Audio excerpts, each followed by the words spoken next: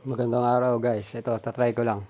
Bali dumating na yung proof adhesive tape na in-order ko sa Shopee. Kaya lang mukhang Japix eh. Mas maganda yung puti yung pinaka pandikit niya. Ito kasi kulay itim. Pero tatry ko na rin. Bali yan. Yan yung kulay gray ang ayan oh. Kung kulay puti yan, mas legit yon. Ito, tatry ko lang. Ay nabili ko na eh. Bali gagamitin ko to sa sa trapal. Doon sa may trapal, doon sa gilid, sa mga gilid-gilid, sa kanto-kanto.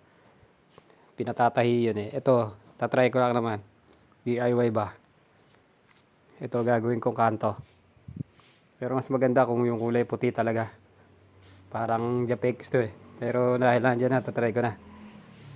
Bali yan. Yan. Inaano ko na siya. Kinakapit ko na. Try and error lang naman to. Titingnan lang. Pero kung ang dumating sa akin eh, yung kulay puti na talagang pang roofing. Yung pagka hinila mo siya eh, mismong yung dikit ang natatanggal. Yung pinakadikit niya, nakikita nyo parang bubble gum. Yun, kaso ito, hindi ko alam. Try lang naman to. Dahil nabili ko na.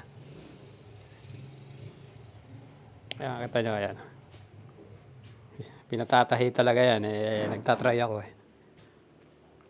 Bali ang bili ko sa trapal nga pala yan, yung plastic eh 70 isang yarda eh, 2.5 yarda yan, hindi wala pang 200. Tapos yung pandikit na yan, ano lang yan, 135. Yan, try lang naman yan. Ayan, kinabit ko na sa tricycle. Pag umulang kaya, matatanggal kaya. Pero kung yung kulay puti yun, malamang hindi matatanggal.